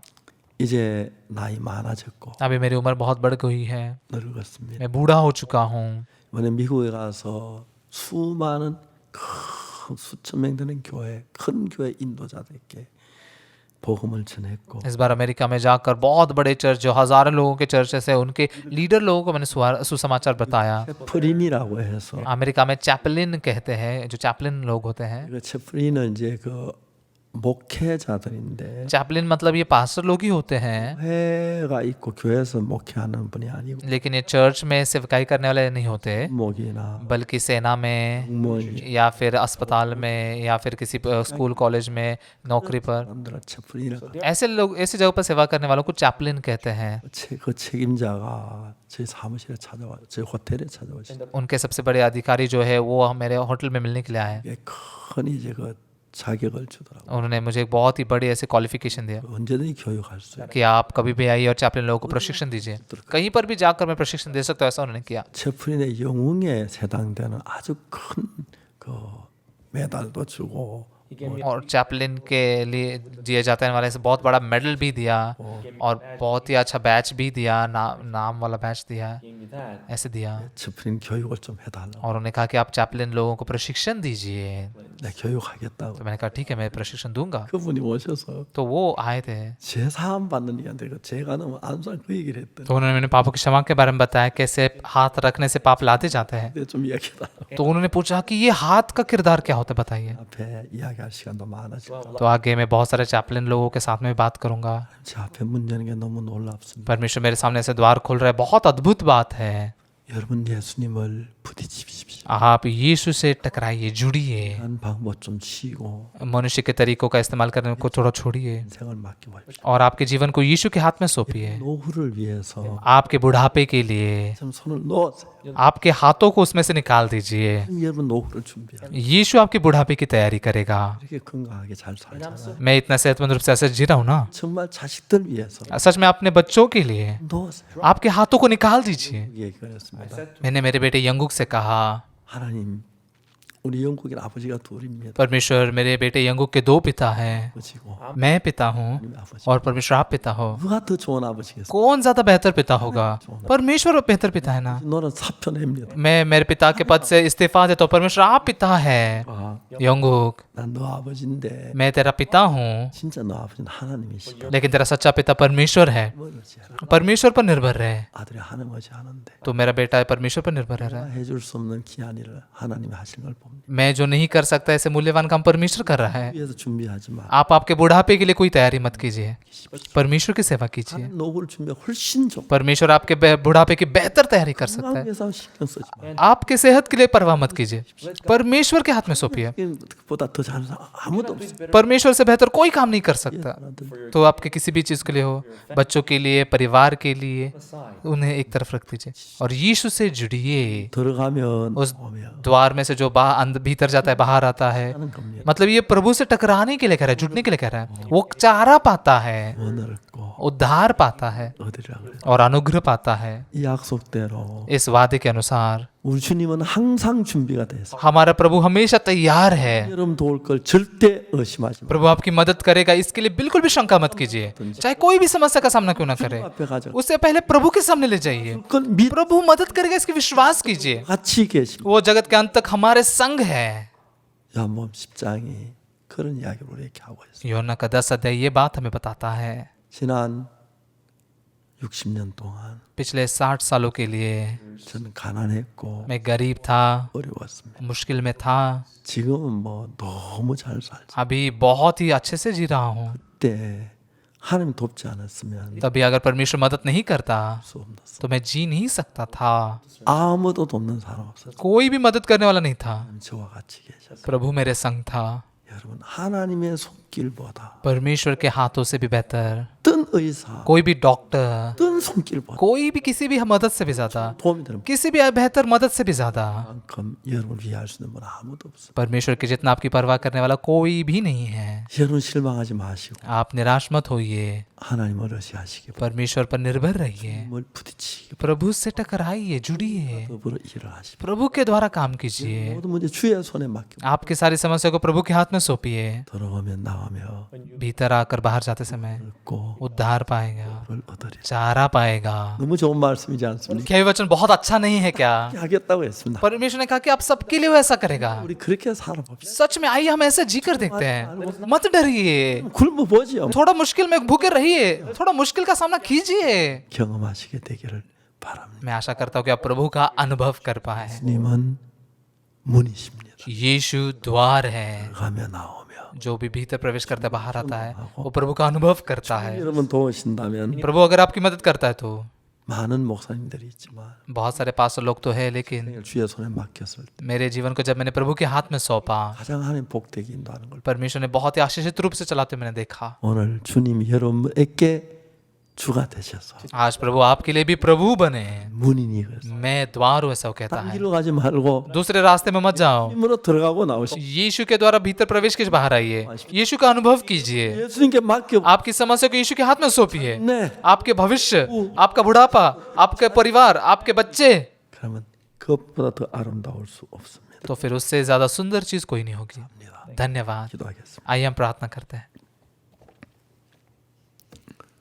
사랑하는 거룩하신 하나님 아버지, हमारे प्यारे जीवित परमेश्वर पिता, 주님과 더불어 사는 동안에 प्रभु जैसे हम आपके द्वारा जीते हैं, 가지 만 가지 은혜를 입었습니다. हमने 1000 और 10,000 गुना आशीष पाया है। 그 눈에 보이지 않게 주님 믿지 못하고 सच में हम अदृश्य परमेश्वर पर विश्वास नहीं कर सके, 이 잘해도 और मनुष्य के तरीके से कितना भी बेहतर क्यों ना करे, 부족함도 있고 मनुष्य ने किए हुए कामों में कमियां ही है, कमजोरियां हैं, 하는 아무 문제가 없습니다. लेकिन प्रभु ने किए हुए कामों में कोई समस्या नहीं है। 주님이 우리 곁에 계시고 आज भी प्रभु हमारे संग है 우리를 돌보고 계십니다. और हम सभी की मदद कर रहा है। 한 여자를 살려주신 것처럼 जैसे आपने उस व्यभिचार में पकड़ी स्त्री को बचाया, 경우에 주님이 우리를 주에 건져시고 हमें मृत्यु में से बचाने वाले प्रभु आप है। 빠져서 우리를 죄에서 건지셨고 हम पाप में गिरे थे, आपने हमें पाप से छुड़ाया। 주님 함께 하셨어요. चाहे कोई भी क्यों ना हो, प्रभु हमारे संग रहे। 그 주님을 믿고 हम इस प्रभु पर विश्वास करते 들어가며 हैं। 나오며 हम भीतर प्रवेश कर बाहर आए, 내가 생겨 और चाहे कोई भी समस्या क्यों ना हो, 마음을 제껴놓고 मनुष्य के तरीकों को एक तरफ निकाल कर 그 문제를 해결하시고 प्रभु के द्वारा उस समस्या को सुलझाने दीजिए। 의지하게 해주시고 प्रभु पर विश्वास करके निर्भर रहने दीजिए। 주님이 힘있게 역사하시게 되기를 빕니다. और सच में हम प्रार्थना करते हैं कि हमारे भाई बहनों के लिए आप अद्भुत रीति से काम कीजिए। अब तक मदद करने वाले प्रभु की महिमा करते हैं, धन्यवाद देते हैं। 전체가 우리에게 함께 하실 줄 믿습니다. प्रभु आप कभी नहीं बदलते, आगे भी आप हमारे संग ऐसा विश्वास करते हैं। 기도드립니다. यीशु के नाम से हमने प्रार्थना की, 아멘. आमेन। 여러분 대단히 감사합니다. सभी को बहुत बहुत धन्यवाद।